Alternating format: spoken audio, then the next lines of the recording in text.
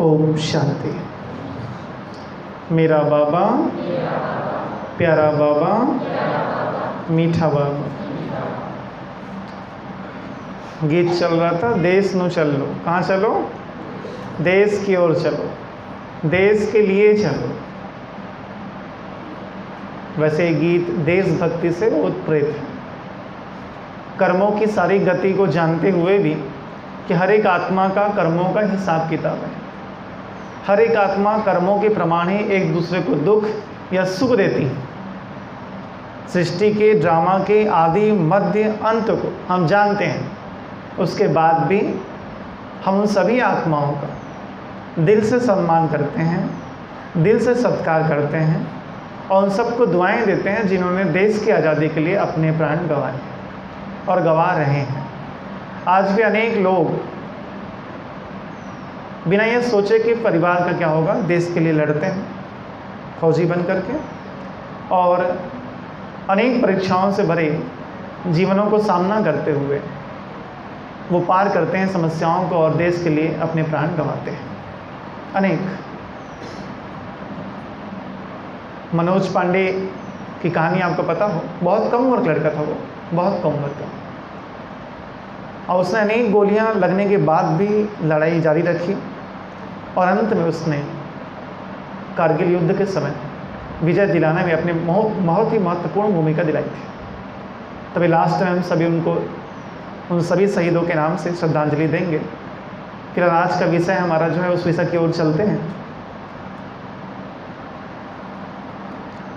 मुख्य रूप से हम ये जानते हैं कि अंग्रेज़ों ने भारत देश पर काफ़ी अत्याचार किया, काफ़ी परीक्षाएं रही, काफ़ी समस्याएं रही। उस दिनों को याद करोगे तो लोग अपनी अपनी दास्तां सुनाते हैं। अगर कोई क्रांतिकारी गलती से उनके हाथ लग जाए तो उनमें निशान बनाया जाता था। निशान कैसा? उनके बाएं हाथ का एक उंगली की एक नखून उखाड़ दी जाती थी, ताकि दोबारा जब क्रांतिकारी भागे तो ये निशान रहे, ऐसे उनको पहचाना जाएगा। वो भी जिंदा बात कर रहे हैं, चिल्ला रहे हैं और उखाड़ देते थे निशान बनाने के लिए। तो एक अत्याचार की वो चरम सीमा थी। लेकिन उससे भी दुगना जो अत्याचार है, 10 गुना ज़्यादा अत्याचार जो कर रहे हैं वो कौन है? वो तो बात थी देश की आज़ादी की। अब आज़ादी दिलानी है पूरे विश्व को। किसको दिलाना है? पूरे विश्व को। किससे दिलाना है? 5 विकारों से। अब तो 5 नहीं रह गए, पूरा खानदान आ गया। पहले अंग्रेज अकेले आए थे, बाद में पूरा खानदान आ गया। ठीक वैसे ही वो ईस्ट इंडिया कंपनी थी और ये भ्रष्ट इंडिया कंपनी पूरी अपनी बटालियन लेकर के आए हुए हैं। ठीक है, अब ध्यान दो पहले इस बात को। आपको क्रोध नहीं आता है, लेकिन रोब आता है। आप उस चेयर में बैठ जाएंगे, मैं इसमें बैठ जाऊं। पता है कितने साल पुराना हूं मैं? जानते नहीं पुरिंदर भाई मेरे को कितने साल पुराना मैं? तुम मुझे बोल दिया उस चेयर में बैठ जाओ। क्या आ रहा है? क्रोध नहीं आ रहा है। क्या आ रहा है? उसके खानदान वाले आ रहे हैं। लड़ाई नहीं होती, अब हम धड़ाधड़ हाथ पाँव नहीं चलाते हैं, लेकिन शीत युद्ध जारी है। ओम शांति। अंदर से चल रहा है। ठीक है, अंदर से कुछ युद्ध अभी जारी है, धीरे धीरे। उसका कपड़ा, उसका ड्रेस, उसकी बातें हमें पसंद नहीं। हर वो चीज़ जो वो करेगा ना, वो पसंद नहीं आएगा हमें। जैसे 2 पार्टी होते हैं, विज्ञापन में छपा था ऐसा जो है कि एक पार्टी वाला अगर कहे ना कि रोज आप लोग श्वास लिया करो, तो दूसरी पार्टी वाला कहेगा ज़रूरत नहीं है इसकी। ये विरोधी पार्टी की चाल है, नहीं लेना चाहिए, बंद कर दो श्वास लेना, उसमें आपका कल्याण है। बिना ये सोचे कि क्या सही है क्या गलत है, केवल विरोध किया जाए, विरोध के पर्पज से ये बात की जाए। ये बुद्धिमानी तो नहीं है, लेकिन विकार से बुद्धि हर लेते हैं। तो 5 विकार तो अलग था, उसके पूरे खानदान ने पूरे विश्व पे कब्जा किया हुआ है और इससे आज़ादी दिलानी है, इससे आज़ादी दिलानी है। और उतनी मेहनत करनी पड़ेगी जितनी क्रांतिकारियों को करनी पड़ेगी। मैं घटना से अलग बात सुनाता हूँ। सुखदेव, राजगुरु भगत सुखदेव थे ना, उसमें सुखदेव ने एक हीरोइन का फोटो लगा करके अपने कमरे में रखा था, एक हीरोइन का फोटो। चंद्रशेखर आज़ाद अचानक देखा उसने, तो उसने कहा ऐसे समय पर जब हमारी माँ गुलाम है तुम हीरोइन देख रहे हो? ये समय इन सब चीज़ों का नहीं है। भगत सिंह को उस बात की छाप पड़ी थी, इसलिए उसने शादी से इनकार किया था। जब देश गुलाम हो, माँ गुलाम है, तो मैं ये सब काम नहीं कर सकता। तो देश को आज़ाद दिलाने के लिए जितना त्याग उन्होंने किया था, जितनी मेहनत की थी, उससे 10 गुना ज़्यादा मेहनत आपको करनी पड़ेगी, क्योंकि उस समय अंग्रेज़ों का शासन था, तो लोगों को मालूम था कि विदेशियों का शासन हमारे ऊपर है। अभी लोगों को मालूम है क्या? अभी तो कहते हैं विकार ही जीवन है। उन्हें लगता है 5 विकार ह्यूमन नेचर में है। हमें दोस्त के पिताजी थे, उनसे पूछा गया आपके खानदान का कोई निशानी बताओ, तो कहा क्रोध। मेरा बाप गुस्सैल था, मैं गुस्सैल हूँ, और मेरा बेटा भी मेरे जैसा ही गुस्सैल है, और मेरी नाती भी ऐसी होगा, गुस्सैल, क्रोध। तब ये सब खानदानी निशानी बन गई है। तो विकार सिर पे चढ़े हुए हैं, अत्याचार के ऊपर अत्याचार किए रहे हैं। लोगों को पता ही नहीं है कि हम गुलाम हैं। वहाँ गुलामी की जानकारी थी, इसलिए आज़ादी की लड़ाई लड़ी गई। यहाँ गुलामी की जानकारी नहीं है, इसलिए कोई भी अपने को आज़ाद करने का प्रयास नहीं करता। एक शराबी को शराब से आज़ादी नहीं चाहिए, वो तो चाहता है एक टैंकर, सपना देखता बेचारा, पता आपको, मेरे घर का सीट का टंकी शराब से भरा हो और ग्लास ग्लास शराब बरसे, और मैं छमाछम, कितना अच्छा होता कि बरसात में शराब गिरता, और मैं मुंह फाड़ के खड़ा होता और टपाटप शराब मेरे मुंह में जाता। हे भगवान! इंद्र जी एक शराबी के पास पहुंचे, बोले चलो तुम्हारा भाग्य उदय हो गया, पिछले जन्म के पुण्य कर्म है, तुम स्वर्ग में जा सकते। उसने कहा वो तो ठीक है, ये बताओ वहाँ दारू मिलेगा? बोले वो नहीं होता। तो क्या करूँगा जाकर? तो शराबी सपना वैसे देखता। तो विकार इतने नस नस में घुस चुके हैं, इतने नस नस में, कि लोग उसको नेचुरल समझते हैं। विकार के विपरीत काम करना अननेचुरल है। आप तो जानवर हो। कई लोग टीका टिप्पणी भी करते हैं, ये तो जानवरों जैसा जीवन जीते, बाहर का नहीं खाते। बाहर क्या जीवन जीते हैं लोग? बाहर का नहीं खाते, ये नहीं करते, पार्टियों में नहीं जाते, तो इनका कोई जीवन है? ऐसे तुलना करते हैं। तो मैं आपको कुछ दास्तां सुनाऊं विकारों की। विकारों ने कितने अत्याचार किए हैं, उसकी भी जानकारी आप पा लो। विकार का पहला अत्याचार है कि आज 5 साल की बच्ची भी सेफ नहीं है। 5 साल की बच्ची सेफ नहीं है। घर से अगर 5 साल की बच्ची बाहर निकलती है, सोचना पड़ता है उसको कहीं भेजें कि नहीं भेजें। सेफ बाहर से भी नहीं है और अंदर से भी सेफ नहीं है। ये उसका पहला अत्याचार है। दूसरा अत्याचार है, आज एक बेटा अपनी मां की हत्या करने के लिए सोचता नहीं है 2 मिनट। ये सबके ऊपर लागू नहीं होता, लेकिन बहुतों पर लागू हो चुका है। एक बेटा 2 मिनट नहीं सोचता। अगर संपत्ति के लिए झगड़ा हो जाए ना, तो बाप और मां दोनों की हत्या करने से पीछे नहीं हटता। ये विकार का अत्याचार है। अत्याचार है कि 2 फुट जमीन के लिए पूरा खानदान खत्म हो जाता है। कोर्ट केस आज भी जारी है। झगड़ा किस बात पे होगा? 1 फुट जमीन के ऊपर, कि 2 फुट जमीन तुम्हारे जो दीवार है बाउंड्री का, वो 2 फुट इधर होना चाहिए। उसने कहा 2 फुट इधर होना चाहिए, क्योंकि ज़मीन मेरा है। गोली चल गई, राजस्थान की सत्य घटना। गोली चल गई, एक जने 2 फुट ज़मीन लेके ऊपर पहुंच गया, एक जने 2 फुट ज़मीन के चक्कर में जेल के अंदर पहुंच गया, और लड़ाई आज तक जारी है। खानदान पिसा रहा है उसमें। केस जल्दी तो नहीं चुकता होते हमारे यहाँ भारत में, बहुत टाइम लगता है। तो पूरा खानदान खत्म हो गया 2 फुट ज़मीन के लिए। जुआ में सब कुछ बर्बाद करा के आत्महत्या तक पहुँचा देता विकार। बिलासपुर में, भारत दिल्ली मुंबई की बात मत करो, बिलासपुर में ऐसे लोग हैं जिन्होंने करोड़ों रुपए जुआ में हारे हैं। पता आपको?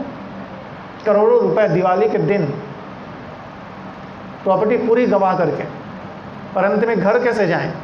बच्चों के लिए पटाखे लेने के लिए पैसे नहीं है, बच्चे सपना देख रहे हैं बाप आएगा तो पटाखे लेके आएगा, न्यूज़ आया तुम्हारा बाप वहाँ पेड़ में लटक गया है। ये विकारों की चरम ऊंचाई है। ये तो बाहर की बात है, अंदर की बात बताओ। कई सेंटर बंद हो गए, पता आपको? कई सेंटर थे जिनके जो विकारों ने प्रभावित करके उसको बंद करवा दिया। हापुड़ में जो हंगामा हुआ था, जिसका वर्णन हमारे जीवन को पटाले वाली अद्भुत घटना भाग 1 में है, इसका वर्णन है हापुड़ में हंगामा। कितना अत्याचार! बहनें सेंटर के अंदर है, सेंटर को बाहर से बंद कर दिया गया है, लॉक, पाइप का पानी का कनेक्शन काट दिया गया है, लाइट का कनेक्शन काट दिया गया है, कोई अंदर से बाहर नहीं निकल सकता। एक भाई गया तो उसके गले में सांप डाल दिए थे।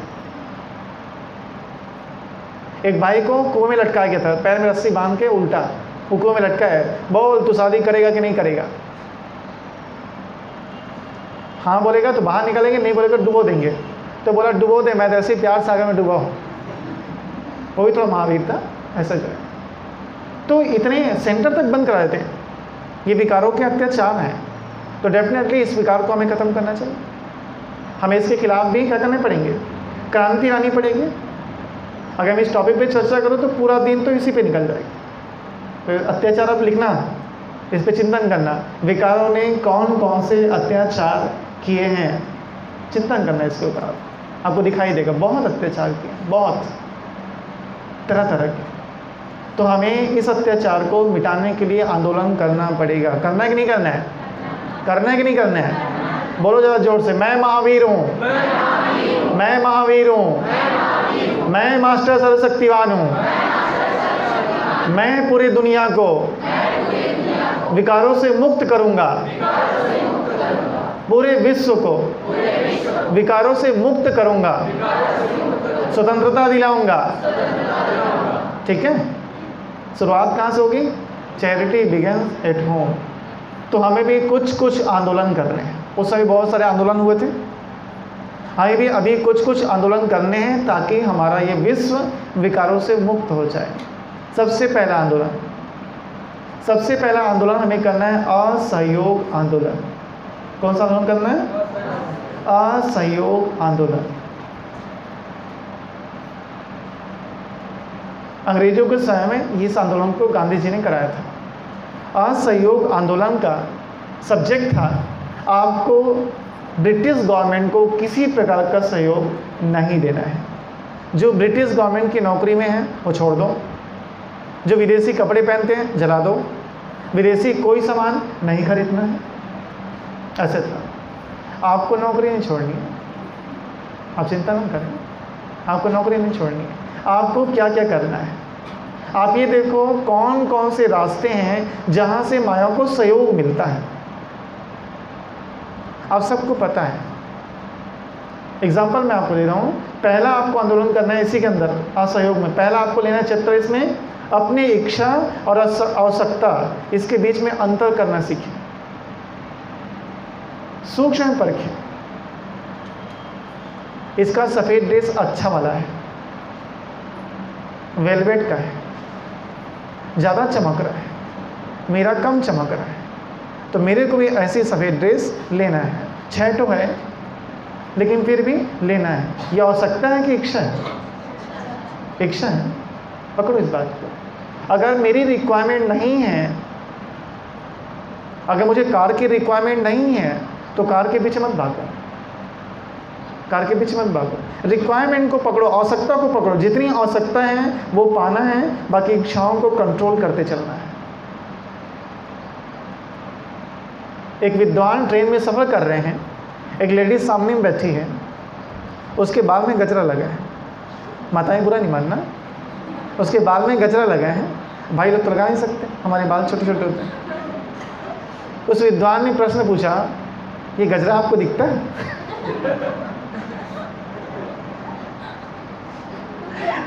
वाजिब सा प्रश्न था, गजरा पीछे लगा है, ये गजरा आपको दिखता है? और उसने कहा नहीं। तो बोले क्यों लगाए, क्यों? आपको दिखता ही नहीं है, मैं पीछे लगा, वाजिब से ज़्यादा दिखेगा नहीं, आपको दिखता नहीं है तो लगाए क्यों? इसको बुरा नहीं मानना, बता रहा हूँ आपको एग्जाम्पल, ठीक है। तो हमारी जो इच्छाएं होती है ना, वो केवल लगता है हमारी आवश्यकताएं हैं, लेकिन बेसिक नीड में वो चीज़ें नहीं आती। बहुत ध्यान से चिंतन करने पर, उसका अध्ययन करने पर हम उसका अंतर निकाल पाते हैं। अंतर निकालकर आवश्यकताओं को पूरा करना है और इच्छाओं से डिटैच होने का प्रयास करना है। दूसरा, साधनों से साधना को अलग करो। साधनों से साधना को अलग करो। असहयोग, हम सहयोग ले रहे हैं साइंस के साधन के योग अभ्यास में, और जब भी कोई कार्यक्रम होता है साइंस के साधन पहले हाथ छोड़ देते हैं। कुछ ना कुछ दिक्कत हो जाती है ना, ऐसा जो है। साधनों से साधना को अलग करो। ठीक है, योग नहीं लग रहा, आप गीत चला लेते हो, मेडिटेशन म्यूजिक बजा लो, अच्छी बात है, लेकिन उसके निर्भर होकर तो योग करना उचित नहीं। जब पहले स्मार्टफोन नहीं थे तो लोग ज़्यादा स्मार्ट थे, तब लोग ज़्यादा स्मार्ट थे। अब फ़ोन हो गया स्मार्ट और लोग हो गए बुद्धू। लोग हो गए बुद्धू। 15-15 रुपए का 3 सामान लिया तो मोबाइल निकाल के जोड़ते हैं। 15 दिए 45। अब मुंह से क्यों नहीं निकलता? प्रैक्टिस हट गई ना। पहले तो बड़े बड़े गुणा भाग ऐसे से हो, हाँ इतना तो खा गया ना साधन आपका, आपका दिमाग तो वही खा गया पूरा। लोग ऐसे ही जोड़ते थे आराम से जो है। तो साधनों से साधना को अलग करो। थोड़ा सा एकांत में बिना साधनों के बैठने की प्रैक्टिस करें, बिना साधनों के शिवाओं को याद करना शुरू करें। समय है तो अलग है, आसपास साउंड हो रहा है तो आप मेटल म्यूजिक लगा लेते हो। अगर साउंड नहीं है तो बिना उसके बैठो। अगर आप सपोज गाना लगा के बैठते हो, बाबा के पास ईयरफोन में गाना लगा के बैठते हो, तो आपके मन में वैसे ही इमोशंस होते हैं जैसा गीत चल रहा है। अब अच्छा खासा मार्केट से आए थे, बहन जी ने गीत बजा दिया, अब घर जाना है, अब घर जाना, एकदम दुखी हो गया। हाँ तो सब छोड़ के जाना है, मैं जो जूता लिया हूँ नया उसको नहीं पहनूंगा, ये सब दिखावा मात्र है, सही तो जल जाना है। और जैसे कमरे से बाहर निकले ना, ठीक नहीं है कलर दूसरा लेंगे, बुद्धि हट जाती ना। तो जैसे इमोशंस कैसे हो रहे हैं, जैसे गीत चल रहे हैं। प्लेन बुद्धि कहाँ है? अगर बाबा को आपको किसी टॉपिक पे बात करना है तो उसको प्लेन बुद्धि चाहिए ना। वो आपको बताना चाहता था कि सेवा ऐसे नहीं ऐसे होनी चाहिए, इसको ऐसे करो, लेकिन आप तो कान में ईयरफोन लगाए हो और उसमें गीत बज रहा है, अब घर जाना है। बाबा बोले तुम्हें यहीं रहना है, अभी यही रहना है, तुम्हें बहुत सारी सेवा करना है। बाबा आपको सेवा बताना चाहता है और आप गाना गा रहे हो, अब घर जाना है। गलत है ना। आपका तबीयत बहुत ख़राब है, बाबा शक्ति दे रहे हैं आपका तबीयत ठीक हो जाए, अब गाना गा रहे हो, अब घर जाना है। अरे घर नहीं जाना है, तेरी तबीयत ठीक करना चाहता है बाबा, और आप योग कर रहे हो तो मैं घर जाऊँ, नहीं चलेगा ना, नहीं चलेगा। तो गीत जो होते हैं, आपको जो एक्चुअल टचिंग आनी चाहिए बाबा की, क्लियर, उसको रोक देते हैं, इमोशंस को चेंज कर देते हैं। इसलिए अगर आसपास आवाज़ ना हो, कभी खाली समय निकाल के अकेले बैठो बाबा के पास, साउंडलेस जगह में बैठो, वहाँ साउंडलेस है को बैठो, गीत ना चलाओ, कुछ देर मोबाइल को डोंट डिस्टर्ब में रखो और शांत होकर बैठो। आपको बाबा की सारी टचिंग, जिससे आपका भाग्य बन सकता है, वो योग जिससे आपकी तकदीर बन सकती है, वो योग जिससे आप तीव्र पुरुषार्थ कर सकते हो, वो योग जिससे आपके अंदर अनेक योग्यताएं आ सकती हैं, बाबा आपको सिखाएगा। लेकिन कब? जब साधनों से अलग होकर बैठा जाएगा। लेकिन तब की कंडीशन जब एकांत है। अगर एकांत ना हो, आसपास आवाज़ें हो, तो हमको साधन का सहारा लेना पड़ता है। फिर भी इस लाइन को ध्यान दें, साधनों को अलग करो, साधना से, ठीक है। ये है असहयोग आंदोलन का चैप्टर। और तीसरा, सहयोग मर्यादित होकर करें। ब्राह्मण आत्माएं जब एक दूसरे को सहयोग देती हैं तो मर्यादाएं ना भूल जाएं। मैं किसी को इसलिए सहयोग ना करूं कि वो मुझसे योग लगा ले, वो समझे कि शिव बाबा मैं इच्छु, वो ये समझ ले कि इस धरती पर कृष्ण का अवतार कौन है, मैं। वो शिव बाबा को याद ना करे, किसे याद करे, मुझे याद करे। इस संकल्प से सहयोग ना करो, इस संकल्प से सहयोग ना करो। सहयोग मर्यादा पूर्वक। मैंने फिर से रिपीट कर दी इस सेंटेंस को। ब्राह्मण परिवार में भी मदद करने की एक मर्यादा है। अगर उस मर्यादा को तोड़कर मदद करते हैं, आपका अपना नुकसान है। एक भाई आपके पास आके बोलता है, ओम शांति राय जी, जी भाई जी बताइए, मैं भी बाबा का बच्चा हूँ। जी, आप भी बाबा के बच्चे हो? हाँ जी, कोई डाउट नहीं। मुझे 1 लाख रुपए बिजनेस करने के लिए दोगे? और आपने कह दिया यस। क्यों? क्योंकि बाबा का बच्चा ओम शांति के बेच लगाए। और यदि 1 लाख रुपए लेकर चंपत हो गया, दोबारा लौट के नहीं आया, तो बैठ के गाना गाना, लौट के आजा मेरे मीत, तुझे मेरे गीत बुलाते हैं। मेरे 1 लाख रुपए दे दे भाई। अब पता लगा कहाँ है विकास भाई। कोई योग सिखा दो भैया जिससे मेरे 1 लाख रुपए वापस आ जाए। मैंने सुबह क्लास में शेयर किया था, फिर से रिपीट कर दो। समस्या आने पर योग का प्रयोग किया जाता है, लेकिन यदि ज्ञान का प्रयोग किया जाए तो समस्या आती ही नहीं है। हम भूल जाते हैं ना। बाबा ने वार्निंग दी है, सहयोग की एक मर्यादा है। रात को 9-9 बजे यदि एक भाई किसी बहन के सहयोग करने के लिए अकेले जाएगा तो मर्यादा खंडित ही होगी, मर्यादा टूटेगी ना। अटेंशन रखना पड़ेगा। सहयोग की एक मर्यादा है। जिसका मोबाइल बजे साइलेंट कर लो, नहीं 100 रुपये ले लूँगा मैं आपसे, ठीक है? अटेंशन रखें। सहयोग मर्यादित हो, तो ये है असहयोग आंदोलन। इसमें 3 चैप्टर आ गए। कौन कौन से? इच्छा और सत्ता को अलग करो, साधन और साधना को अलग करो, और सहयोग मर्यादित होकर करो। दूसरा आंदोलन, ये आंदोलन गांधी जी ने चलाया था, नमक आंदोलन। नमक आंदोलन अंग्रेजों ने नियम बना दिया था, नमक सरकार ही बनाएगी, आपको बनाने का कोई अधिकार नहीं है। गांधी जी ने इसके खिलाफ दांडी यात्रा की थी और यात्रा कंप्लीट करके नमक खुद से बनाया था, नमक तोड़ दिया था। नमक तोड़ो आंदोलन था वो। आपको नमक जोड़ो आंदोलन करना है। नमक जोड़ो आंदोलन दिन में कम से कम 1 बार, और बहुत बिजी हो तो हफ्ते में 1 बार। अकेले बैठो, कॉपी पेन लेकर या बिना उसके बैठकर ये सोचो क्या क्या भगवान ने मुझे दिया है, क्या क्या भगवान ने मुझे दिया है, क्या मिले क्या मिले। इससे ज़्यादा बेहतर ये सोचो क्या क्या मिल गया, क्या क्या मिल गया। अगर आपके पास धन नहीं है, कम है, कोई बात नहीं, 2 वक्त का भोजन तो मिलता है, भीख तो नहीं मांग रहे, 2 वक्त का भोजन मिल रहा है, शरीर आपका स्वस्थ है, शरीर आपका स्वस्थ है, कुछ मिला नहीं मिला, भगवान तो मिला। और भगवान के मिलने के बाद भी आपको बहुत सारी चीज़ें मिल चुकी हैं, बहुत सारी प्राप्तियाँ बाबा से हर एक बच्चे को है। बाबा के अव्यक्तवाणी में अकेले में बैठ के याद करो बाबा से क्या क्या मिला, तो नशा चढ़ जाएगा, नींद फिर जाएगी। याद करो, बाबा आपको बार बार याद दिलाना चाहते हैं भगवान से क्या क्या प्राप्ति हुई, वो प्राप्ति का नशा। याद रखिए, एक नशे को छोड़ने के लिए एक नशा करना पड़ता है, एक नशे को छोड़ने के लिए एक नशा करना पड़ता है। और आप कौन सा नशा करोगे? देसी या अंग्रेजी? कौन सा करोगे? दुनिया को भांग का नशा है और मुझे तेरा नशा। बाबा को बता दो मुझे तेरा नशा है। और जो नशे में होता ना, ऐसे गाना गाने से नहीं होगा, याद रखो। जो नशे में होगा उस निशानी क्या? पहला अपने को 30 मार खा समझता है।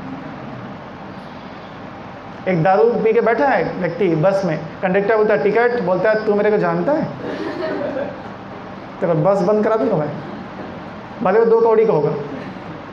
तो नशा वाला अपने को 30 मार खा समझता है, होता नहीं है तो भी। आप तो हो 30 मार खा, अब हो मास्टर सर सकते हैं, नशे में रहो, मैं कौन?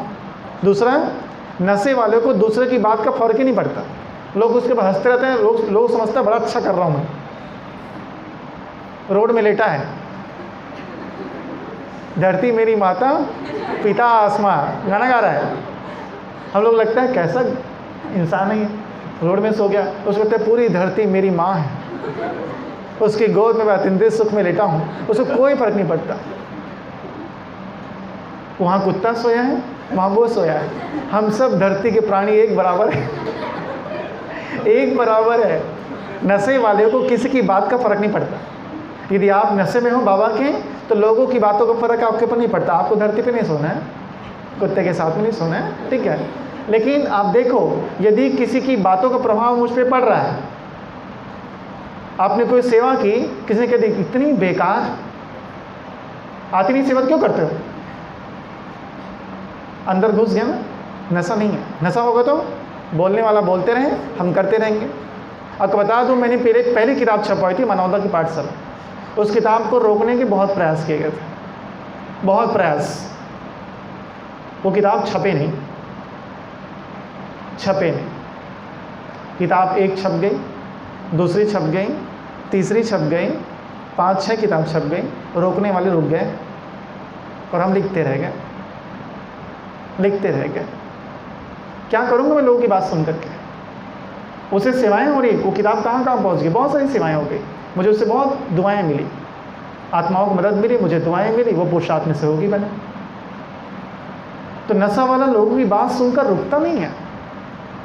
तो याद रखना है मुझे, दिन में कम से कम एक बार, हफ्ते में एक बार ये नमक याद रखना है, मैंने भगवान का नमक खाया। नमक माना एहसान, नमक माना एहसान। मुझ पर भगवान के क्या क्या एहसान हैं। एक व्यक्ति नहीं थे लौकिक में भी मदद करने के लिए, लौकिक परिवार के एक सदस्य खड़ा नहीं था मेरे साथ, लेकिन ये परिवार खड़ा था मेरे साथ।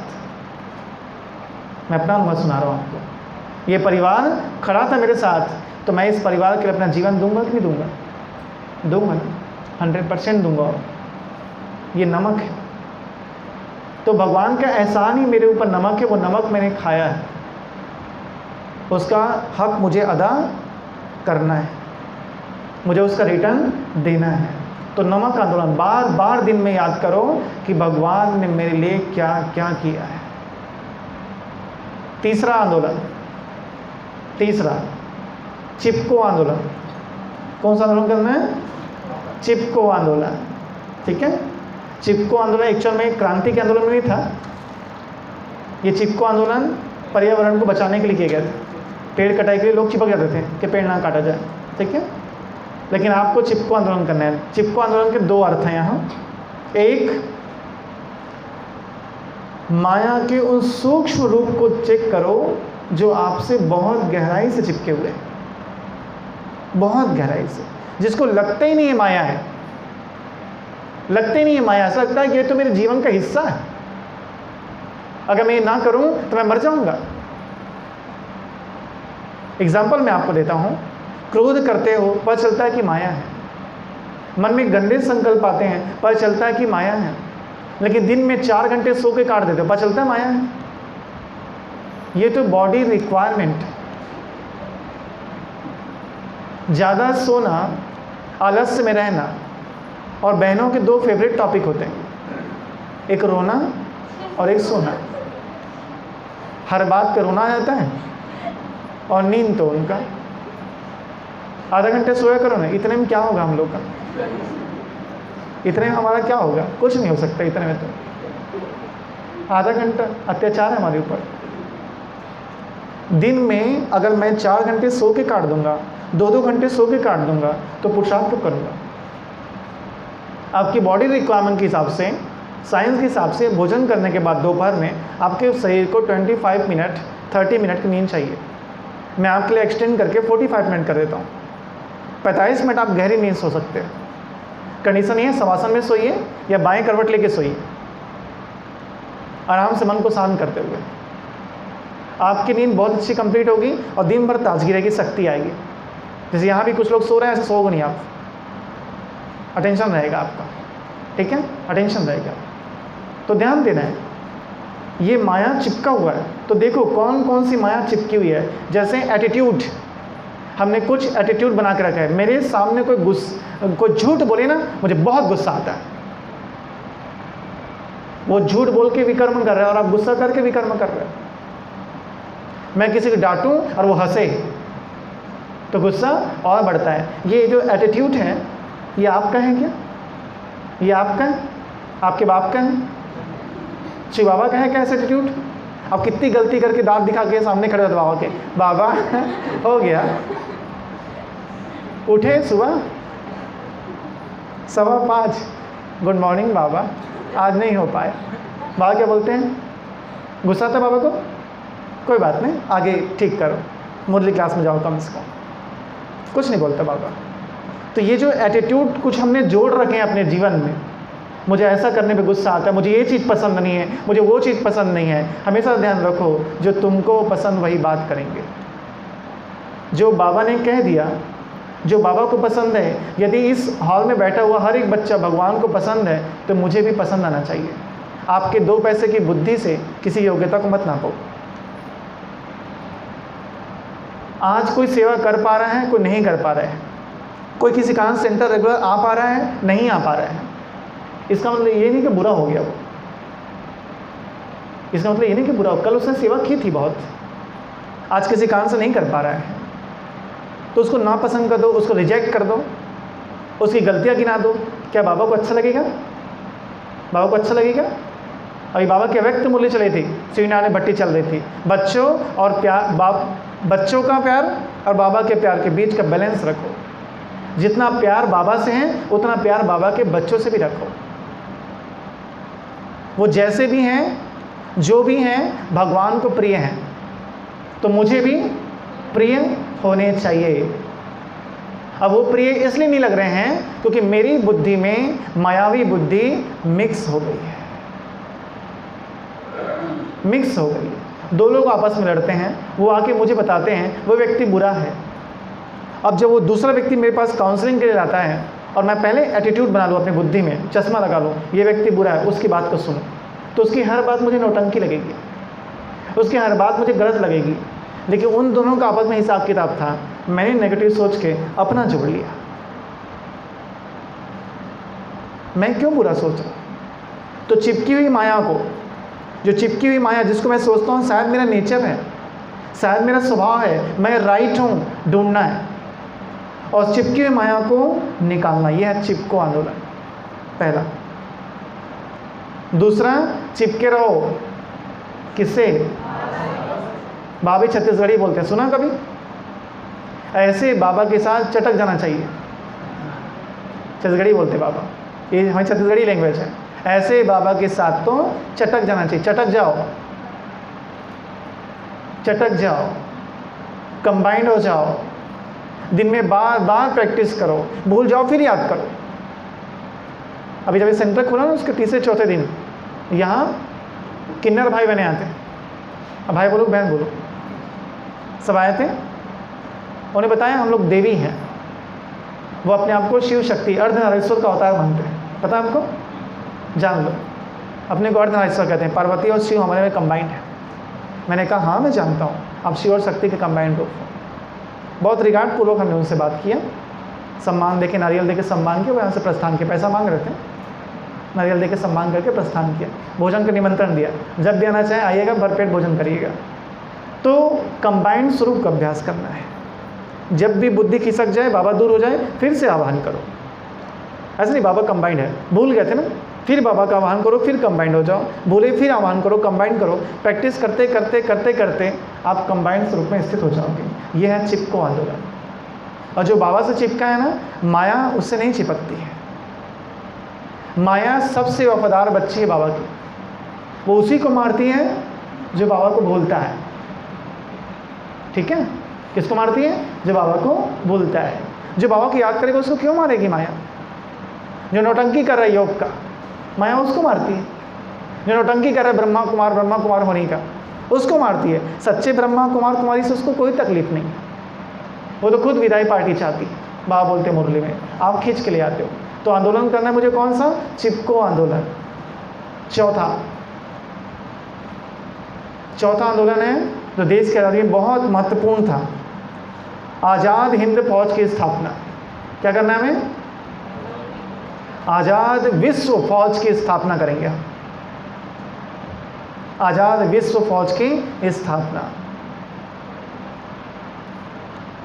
नेताजी सुभाष चंद्र बोस जी ने इस फौज की स्थापना की थी। किस लिए की थी? ताकि अंग्रेज की सेना से हम भी सशस्त्र लड़े, सेना के साथ लड़े।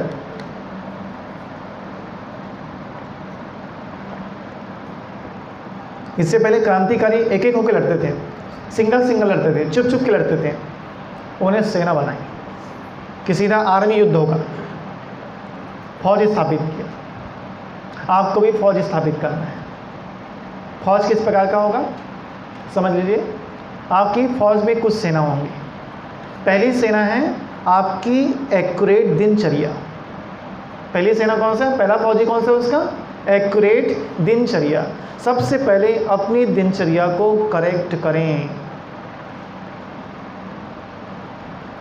मैं इससे पहले आप कुछ बोलूं, आपसे माफ़ी मांग लूं पहले से, क्योंकि हो सकता है मेरी बात आपको आगे थोड़ा सा तिखी लगे।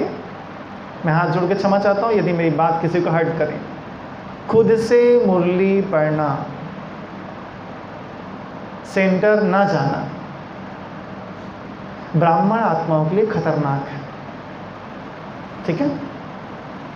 जो हैंडीकैप्ड हैं, सीरियस हैं, आईसीयू में एडमिट हैं, मानसिक रूप से विक्षिप्त हो गए, इनको छोड़कर बाकी सबको सेंटर आके ही मुरली सुननी चाहिए। सेंटर की परिभाषा जो आपको पास पड़े, जो आपको पास पड़े, लेकिन सेंटर जाके मुरली सुनना चाहिए। भगवान बिना दिमाग के आए के धरती पे इतने सारे सेंटर के ऊपर सेंटर खोल रहा है। जानते हैं मेरे लाडले आलस सलवेलेपन से चूर हैं, इसलिए पास में सुविधा दी जा रही है ताकि कम से कम पहुंचो। उसके बाद भी मेरे पास क्वेश्चन मार्क है तो दिक्कत है ना। आप प्रयास करें, दिनचर्या ठीक करें। मुरली क्लास से दिनचर्या सुननी चाहिए। हमारे पास कई ऐसी माताएं हैं जो कहती हैं मैं जब तक मुरली सुनती पानी नहीं पीती। थोड़ा कठिन है, हम तो ऐसा नहीं कर सकते, पानी पी लेते हैं, ठीक है, लेकिन खाते नहीं हैं। अब कुछ खाना है तो मुरली के साथ पढ़ते हैं। पहले नाश्ता करना है तो नाश्ता ठीक है, वो पहले की बात है। अब तो क्लास में मुरली सुनते हैं। तो मुरली सुननी है मुझे। दिनचर्या करेक्ट करिए। दिनचर्या की शुरुआत आपकी मुरली से होनी चाहिए। मुरली में बाबा बताते हैं आज दिन भर में किस किस प्रकार की माया अटैक करने वाली है। आपने मुरली शाम को पढ़ी, पूरा मार खाने के बाद आपने सीखा सेल्फ डिफेंस, मतलब वो उसका मुरली क्लास में सुने। मेरा आपसे निवेदन है, दिनचर्या ठीक करें। सोना उठना जागना थोड़ा सा जंगलीपन से हटाकर देवताई पने में लेकर आए। आपने ठीक 9 बजे बैठे हो, मन किया मोबाइल चलाऊं, माया तो एकदम सोच के बैठती है ये मोबाइल चलाए एक बार। आपने शुरू किया, उसने एक ऐसा पिक्चर भेजा जो आपको बहुत पसंद था और कब से देखना चाह रहे थे आप, लेकिन यूट्यूब में था नहीं, आज आ गया। आपने कहा अभी 9 बजे हैं, 9:20 तक थोड़ा सा देख लेता हूँ, उसके बाद व्यक्त मुरली पढ़ूंगा मैं। फिर 9:25 हो गया, फिर आपने कहा 25 तो थोड़ी छोड़ते हैं, विक्रम हो जाता है, 30 तक आधा घंटा होना चाहिए। 30 से 9:45 हो गया, फिर 9:45 से 10:15 भी हो गया। फिर आपने कहा इतनी रात के व्यक्त मुरली नहीं पढ़नी चाहिए। फिर बोले अव्यक्त मुरली नहीं पढ़ रहे हैं तो आगे के पिक्चर देख लेते हैं आगे के पिक्चर देख लेते हैं। पिक्चर देखते 11 बज गया, अब नींद का जो टाइम था वो तो खत्म हो गया, अब नींद थोड़ी ना आएगा। आज छटपटाते रहो, बेचैन होते रहो और उसमें योग करने का मन नहीं करता। करवट लेते लेते लेते लेते 1:30 बज गया और ठीक अमृत बेला होने से पहले 15 मिनट पहले आपको नींद आएगी। सुबह का अमृत बेला भी जाएगा और मुरली क्लास भी जाएगी। ध्यान रखो इन बातों को कि माया एकदम रखी हुई है। तो दिनचर्या को ठीक करना है, ये इसकी पहला प्रिपरेशन है, पहली फौज है, पहली सेना है। अपनी दिनचर्या को ठीक करें। दूसरा, अव्यक्त मुरली में दूसरी फौज के सैनिक कौन है? अव्यक्त मुरली। न जाने कितने ब्राह्मण हैं जो इससे बिल्कुल ताल्लुक तोड़ के बैठे हैं। आप ये लक्ष्य क्यों नहीं रखते कि आपके पापा ने आपके ज्ञान में आने से पहले जितना कुछ सुना दिया है उसको एक बार पढ़ तो लो। आपके तकदीर के कुछ काम की बात होगी, आपके फायदे की कुछ बात बाबा ने आपके आने से पहले कह दी है। आप भगवान की नज़र में आज से नहीं हो, कई साल पहले से, कई साल पहले से। और सारी बातें जिससे आपका कल्याण हो बाबा ने कह दिया है, क्योंकि मालूम था मेरा पाठ खत्म हो जाएगा 2017 में। तो जितने भी बच्चे हैं सब ढूंढ के व्यक्त मुरली कम से कम एक राउंड पढ़ते लो। 69 से लेकर के लगभग 95-96 तक की अव्यक्त मुरली हमने स्टडी कर ली और सन 2003 में मैं ज्ञान में आ गया था। तो 7 साल की मुरली पढ़ने के बाद मेरी अव्यक्त मुरली पूरी हो जाएगी, सारी रिवाइज हो गई एक बार। लक्ष्य रखें, मुझे पूरी मुरली पढ़नी है, पूरी नहीं तो 10 साल की कम से कम अव्यक्त मुरली पढ़नी है। तो दूसरा सेना कौन सा है, दूसरा फौजी कौन है हमारा, अव्यक्त मुरली। तीसरा है अपनी सेल्फ तपस्या, अपनी भट्ठी करो। ये तो जनरल भट्ठी है ना, इसमें आपको बताया जा रहा है भट्ठी करना कैसे। सेल्फ भट्ठी, अपनी भट्ठी करो, समय निकाल के 2 घंटे का योग, 2 घंटे का योग, पिकनिक योग, टिफिन ले लो, अव्यक्त मूल्य की बुक ले लो, किसी भी कौवा टाइप की आत्मा को साथ में मत रखो और गाड़ी में मुस्कुराते हुए निकल पड़ो। जो एकांत स्थान लगे वहाँ रुको, अव्यक्त मूल्य पढ़ो, बाबा के साथ बैठो, गप्पे मारो, गाने सुनो, डांस करो, अकेले रहो, बाबा के साथ आज फुल डे, शाम को मुस्कुराते हुए घर आ जाओ 5 बजे, ठीक है।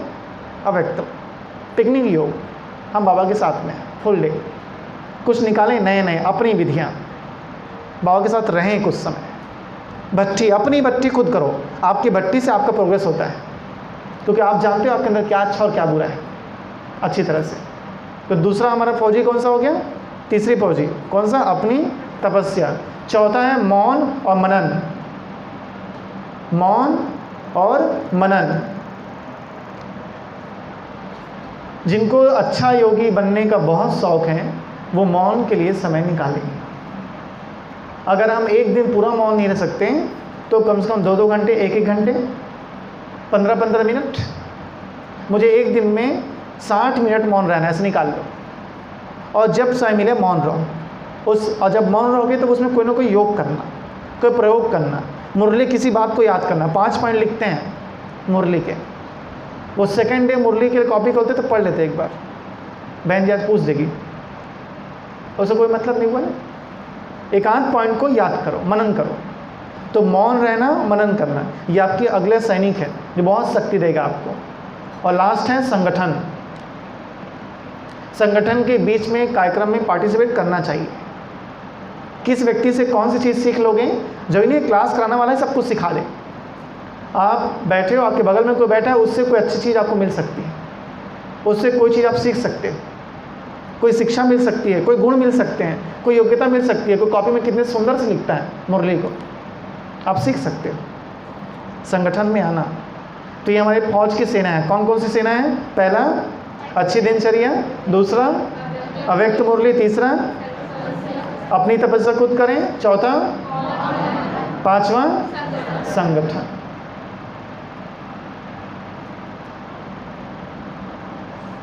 अब जो मैं पॉइंट बोलने वाला हूँ ध्यान से सुनना है। सशस्त्र आंदोलन, कौन सा आंदोलन करना है, सशस्त्र आंदोलन।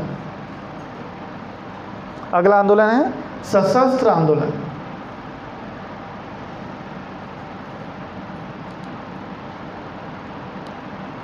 अब एक बात ध्यान से सुनो, आज सुबह क्लास में चल रहा था टॉपिक, कोई व्यक्ति अभी भीड़ में आपसे टकरा गया, उसने आपको दांत दिखा कहा सॉरी, दांत दिखाया पूरा अपने 64, ठीक है, और सॉरी बोल के चला गया। उसके बाद फिर आप खाना खा रहे हो, उसने फिर आपको देखा सॉरी, अब बाथरूम के पास खड़े हो सॉरी, छत में खड़े हो नीचे से सॉरी, क्या कर रहे हो, वो चिढ़ा रहा है आपको सॉरी बोलने के बजाय, क्या कर रहा है, चिढ़ा रहा है। ठीक वैसे ही आप भगवान से हजारों वायदे करते हो, एक वायदा किया तोड़ा सॉरी,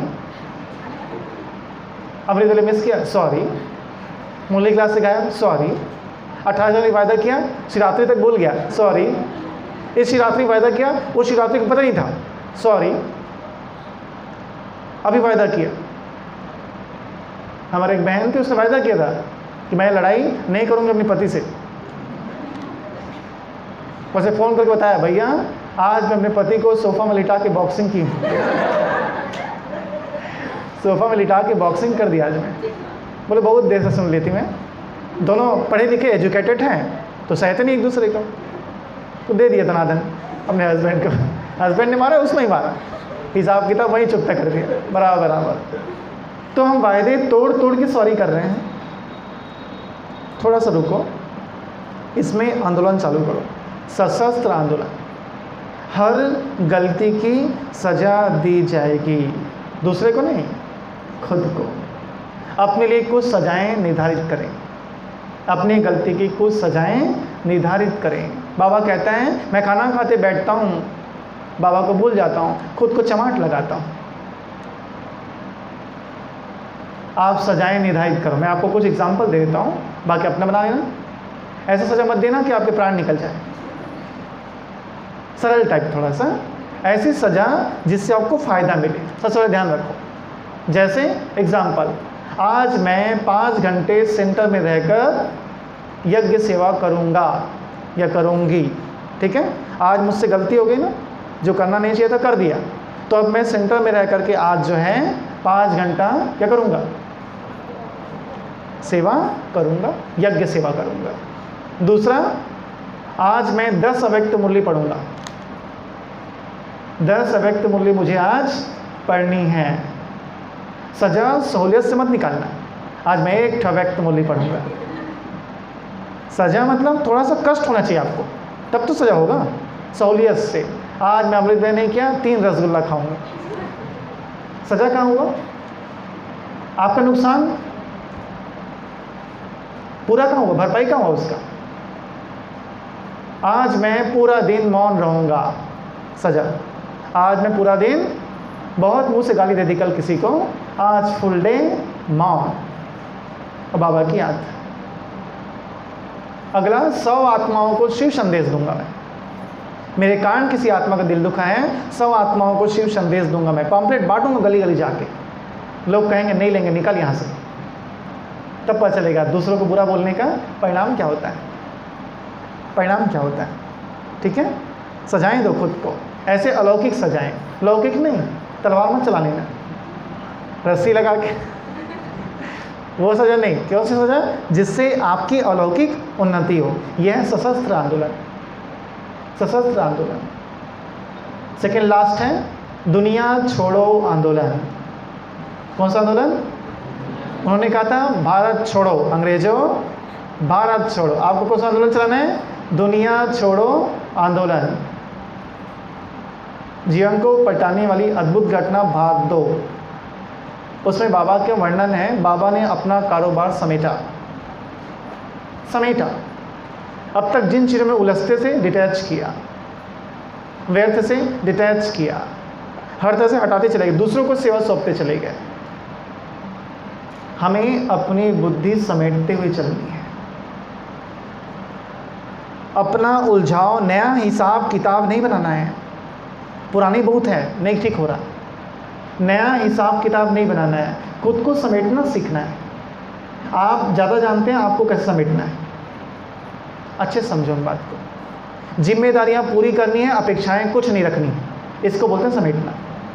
ऐसा नहीं मैं समेट लिया, आज से मैं कमाऊंगा नहीं, वो समेटना नहीं हुआ। रिस्पॉन्सिबिलिटी तो प्ले करनी है आपको, जिम्मेदारियां पूरी करनी है, लेकिन अपेक्षाएं कुछ नहीं रखनी है। अपेक्षाएं रखना माना मेरा बेटा बड़ा होगा तो मेरे को पानी देगा, और नहीं दिया तो पी ले पेप्सी, पानी तो दिया नहीं, ठीक है। ग्लूकोज का बॉटल डॉक्टर चढ़ा देगा, वही मिलेगा आपको। पानी मांगा तो बेटा दिया नहीं कुछ। रुके थोड़ा सा, मेरी उम्मीदें किन किन व्यक्तियों से हैं। एग्जाम्पल, मुझे सेंटर चलाना है तो मैं सेंटर के लिए इंसानों पे भरोसा रखूं, इंसानों से उम्मीद करूं। उम्मीद करना माना फैलाना, और मेरी उम्मीद, मेरी आशाएं, मेरी अपेक्षाएं और केवल एक से है। वो कौन है? बाबा। समेटा मैंने अपना आपको, समेटना है, समेटना है। दुनिया छोड़ो आंदोलन, दुनिया से बुद्धि हटाने की थोड़ी थोड़ी प्रैक्टिस करते करते करते करते एकाग्र हो जाना है। बहुत ध्यान से वॉच करो, मेरा मन जाता कहाँ है, मेरा मन चाहता क्या है, मेरे मन को चाहिए क्या। बैठा के काउंसलिंग करो अपने मन की। अरे मूर्ख मन, कुछ नहीं मिलने वाला इससे, कुछ नहीं मिलने वाला इससे। कम से कम 8 बहनें मेरे सामने हैं जो योग करते थे, शादी हो जाए, अब योग करती हैं, इससे मुक्त हो जाओ, इससे मुक्त हो जाओ, ठीक है। संसार से अपेक्षाएं पाली ना। मैं आपको बिल्कुल अपने शब्दों बता रहा हूँ, आपको जैसा लगता है आप अपनी परिभाषा निकालें, समेटें, बुद्धि को उलझाना बंद करें। और लास्ट है हमारा लास्ट आंदोलन, पूर्ण स्वराज्य। क्या करना है? पूर्ण स्वराज्य।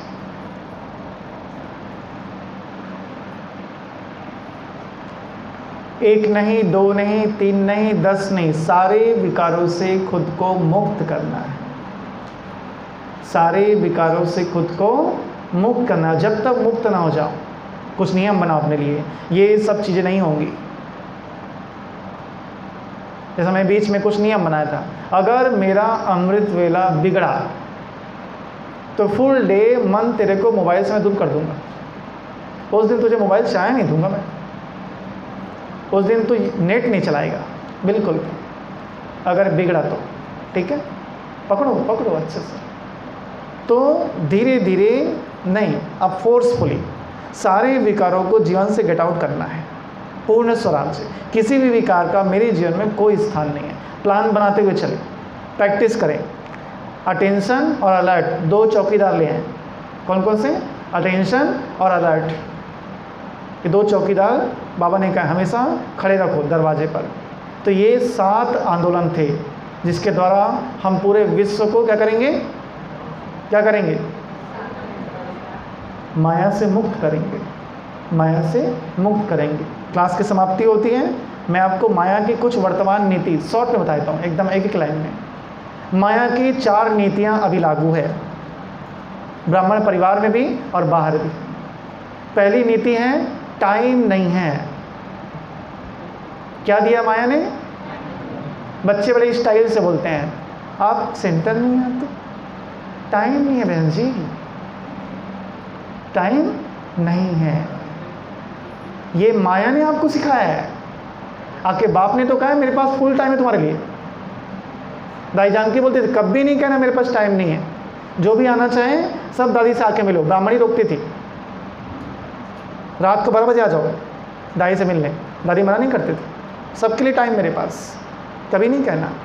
यीशु दादी खड़ी है, अंदर बैठी है, उसकी ब्राह्मणी रोक रही है, बोले एक को भी रोका और अगर नहीं मिल पाए तो बोझ तेरे सर पे चढ़ेगा। सबको मिलने दो। हमारे सामने बोली दादी है, हम लोग मिलने गए थे, सबको मिलने दो मेरे से, नहीं बोलो कि टाइम नहीं है मेरे पास। टाइम की दुहाई उसी के पास है जिसने माया को विदाई नहीं दी। टाइम की दुहाई उसी के पास है जिसको टाइम मैनेजमेंट नहीं है, जिसकी दिनचर्या को कोई आता पता नहीं है, कहीं भी खाते हैं कहीं भी सोते हैं, अस्त व्यस्त है। तो माया ने ये नीति अपनाई है, ब्राह्मणों को सिखा दिया क्या? टाइम नहीं है। दूसरा नीति माया की, फूट डालो शासन करो। क्या करो? फूट डालो, ब्राह्मणों को लड़वाते रहो। ब्राह्मण आपस में लड़ते रहेंगे तो माया से लड़ने की फुर्सत कहाँ है? आपस में तेरा सेंटर और मेरा सेंटर, और तेरा एरिया और मेरा एरिया, तेरा इलाका मेरा इलाका, तेरा जिज्ञासु मेरे सेंटर में आ गया, मेरा जिज्ञासु तेरे सेंटर में आ गया। एक ब्राह्मण आत्मा दूसरी ब्राह्मण आत्मा को देखकर मुस्कुरा कर ओम शांति नहीं बोल सकती, मुस्कुरा कर ओम शांति नहीं बोल सकती। तो क्या सीखा तुमने 4 पेज की मुरली में? क्या पा लिया हमने 4 पेज की मुरली में? ब्राह्मण ब्राह्मण आपस में न लड़े। यहाँ कौन सी ऐसी चीज़ है जिससे लड़ाई हो रही है? हर किसी को सेवा करने के लिए फ्रीडम प्राप्त है। थोड़ा सा बड़ों से राय लेकर आप सेवा शुरू करो, इसलिए ताकि गलती ना हो जाए। इसलिए क्योंकि बड़ों ने ज़्यादा गलती की है, वो बताएंगे मैं गलती किया था, ये गलती तुम मत करो, सेवा ऐसे करो। चलेगा एकदम नारा लगाते, आज मैं बाबा का संदेश सबको दे करके आऊँगा। टिफ़िन नहीं ले गया था, 3 बजे के बाद भूख लगा तो समझ में आया कि टिफ़िन भी ले आना चाहिए। बड़ों से पूछोगे बताएंगे, हम गए थे 80 मर के आते भूख में। जाओ ठीक है, लेकिन खाना लेके जाना साथ में। इसलिए पूछना बड़ों से, राय लेना है। सबको फ्रीडम है, आपस में क्यों लड़ रहे हो? तो ये माया की नीति है जो ब्राह्मणों को आपस में इतना लड़ाती है कि ब्राह्मण आत्माएं आपस में लड़ लड़ के माया से लड़ना भूल जाती है और जीवन चौपट हो जाता है। लास्ट नीति है, सेकंड लास्ट, बेस्ट को वेस्ट करो। माया की नीति है। क्या नीति है? बेस्ट को वेस्ट करो। एक शक्तिशाली आत्मा के पास कोई भी माया शक्तिशाली रूप में नहीं आती। क्या आती है? व्यर्थ संकल्प, व्यर्थ समय गंवाना, व्यर्थ बात करना, व्यर्थ चिंतन करना। 2 बातें मैं आपको इनडायरेक्टली बोल रहा हूँ। योगी आत्माओं को अपना समय किसी भी व्यर्थ चीज़ में नहीं लगाना है। अटेंशन रखो, आपका समय कीमती है। दूसरा, योगी आत्माओं का समय आप वेस्ट मत करो। हम जब भी किसी एक ही समस्या के लिए बार बार बात करना, रास्ता बता दिया गया ना, रास्ता अगर नहीं भी बताया गया है और बता दिया गया है तो भी एक ही रास्ता है। आपको बता रहा हूँ मैं, जितना समय इंसान के पास बैठ के बात कर रहे हो ना उस समस्या के लिए, उतना समय भगवान के पास बैठ के बात करो। आप भगवान के पास बैठ के बात करो तो उस समस्या का जड़ ही खत्म हो जाएगा। हम इसको बताएं, उसको बताएं, उसके बताएं, उसके बताएं। उसने एक तो अभ्यास दिया मास्टर सर्व शक्तियाँ, उसने कह दिया मास्टर ज्ञान सूर्य, उसने कह दिया शिव शक्ति, उसने कहा तू महान आत्मा, और सबको मिला के खिचड़ी। कुछ नहीं हुआ। क्यों नहीं हुआ?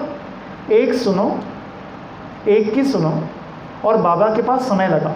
कोई ऐसी समस्या नहीं है जिसका रास्ता नहीं निकलेगा। दिल में छेद रहता है वो तो ठीक हो जाता है।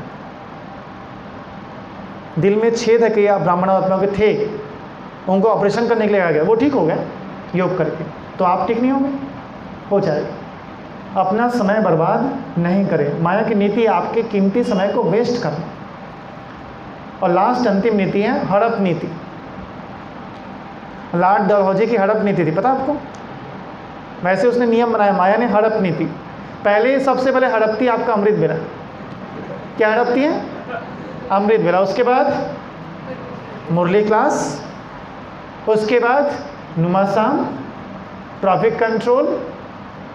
रात में अब तो थक गए हो, चार्ट मत लिखो, लिख दो ओके। क्या लिख दो? ओके। बाबा ने कहा है।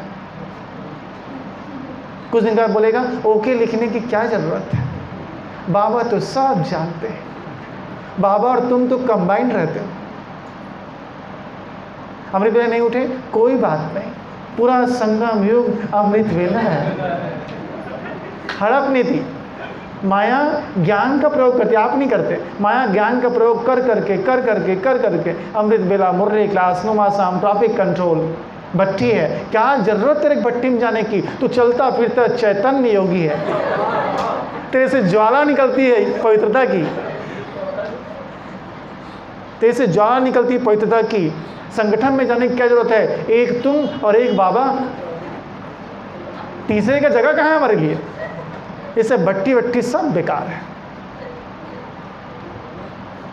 एक भाई ने ऐसे कह दिया, हम तो केवल शिवाओं की क्लास सुनते हैं। अच्छी बात है, लेकिन शकल से तो नहीं दिख रहा। अगर जीवन में केवल एक बाबा होगा तो चेहरा कैसे दिखेगा? अब बातें कैसे होंगी? केवल एक बाबा है बोल रहा हूँ, मुंह से झड़ बरसा रहा है। अटेंशन। तो माया की 4 नीतियाँ, कौन सा? टाइम नहीं है, फूट डालो शासन करो, बेस्ट को वेस्ट करो, और हड़प नीति।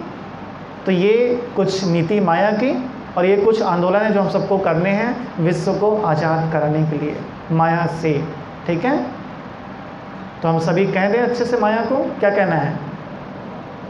बोल दो मेरे साथ, सर्वरोसी की तमन्ना। अरे बोलो जरा। अब हमारे दिल में है, देखना है जोर कितना बाजुए कातिल में है। ठीक है, ओम शांति।